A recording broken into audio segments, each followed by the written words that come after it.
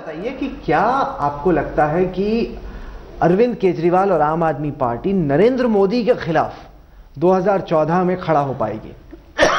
हमें किसी इंडिविजुअल्स के खिलाफ थोड़ी खड़े होना है जी, हमें तो भ्रष्टाचार के खिलाफ खड़ा होना है, हमें तो सांप्रदायिकता के खिलाफ खड़ा होना है, महंगाई के खिलाफ खड़ा होना है। ये मुद्दे हैं हमारे।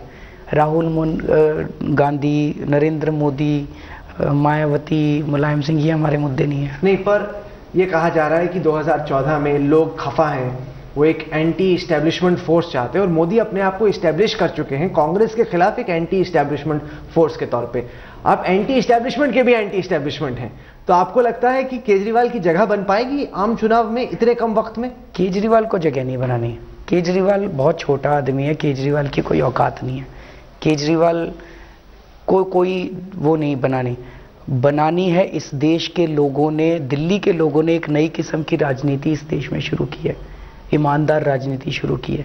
इस ईमानदार राजनीति की जगह बननी बहुत जरूरी है और सच्चाई के अंदर इतनी बड़ी ताकत है कि उसको जगह बनाने में देर नहीं लगती।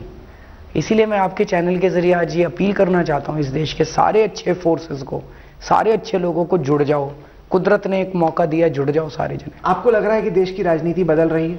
बदल रही है। किस तरीके से आपके हिसाब से? सारी चीजें तो दिल्ली के चुनाव में ही हो गई। आप देखो, चुनाव के 1 महीने पहले बीजेपी वालों को अपना नेता बदलना पड़ा।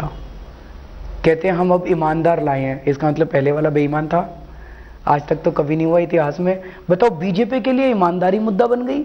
आज तक बीजेपी जैसी पार्टी ईमानदारी की बात करती है। दूसरी चीज, पिछले 1 साल से आप देखो, दिल्ली का एजेंडा आम आदमी पार्टी तय कर रही है। ऐसे लगता है जैसे इनको तो चुनाव लड़ना ही नहीं आता था।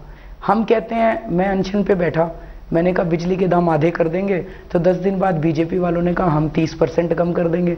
हमने ऑटो के ऊपर वो लगाने चालू किए, इन्होंने भी ऑटो पे लगाने चालू। हमने फ्लाईओवर पे लगाने चालू किए, इन्होंने भी फ्लाईओवर पे लगाने चालू। ऐसे लगता है जैसे हम सिखा रहे हैं इन लोगों को।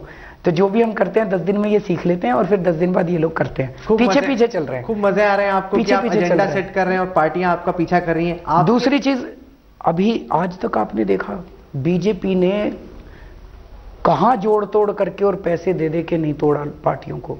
हर जगह जहां, आज यहाँ पे 4 सीट की कमी रह गई और फिर भी तोड़ने से इनको अब ये डर लग रहा है कि सच्चाई की राजनीति शुरू हो गई इस देश में। अगर हमने यहाँ जोड़ तोड़ कर दी तो लोकसभा में कुछ सीट कम हो जाएंगी।